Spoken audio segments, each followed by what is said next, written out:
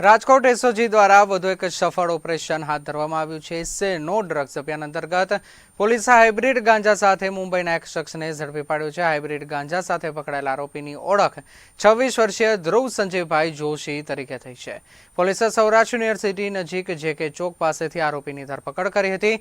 આરોપી પાસેથી અંદાજે 69,380 ગ્રામ કિંમતી આશરે રૂપિયા 2,42,000 જેટલા હાઇબ્રિડ ગાંજો જપ્ત કરવામાં આવ્યો છે। આ ગાંજો રેર પ્રકારનો હોવાને કારણે તે ક્યાંથી લાવવામાં આવ્યો હતો અને કોને સપ્લાય થવાનો હતો તે દિશામાં તપાસ શરૂ કરવામાં આવી છે।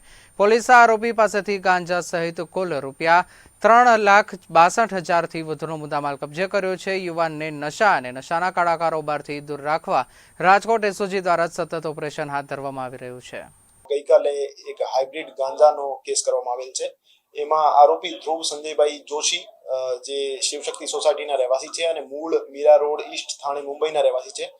એની પાસેથી આશરે 70 ગ્રામ જેવું હાઇબ્રિડ ગાંજો જેની કિંમત 2,42,000 કહી શકાય એની પાસેથી બરામદ કરવામાં આવેલ છે અને એની વધારે પૂછપરછ એસઓજી દ્વારા કરી દેવામાં આવેલ છે કે આ હાઇબ્રિડ ગાંજો ઇન્ડિયામાં રેર થાય છે અને ક્યાંથી લાવવામાં આવેલ હતો અને કોને આપવા માટે અહીંયા આવ્યો હતો એ વધુ પૂછપરછ માટે એસઓજી અમારી ટીમ એની ઇન્ટરોગેશન કરી રહી છે।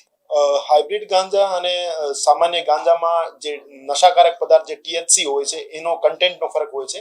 હાઇબ્રિડ ગાંજામાં ટીએચસી નો લેવલ હાઈ હોય છે અને એનાથી જે નશો થાય છે એ વધારે હાઈ કહેવાય છે।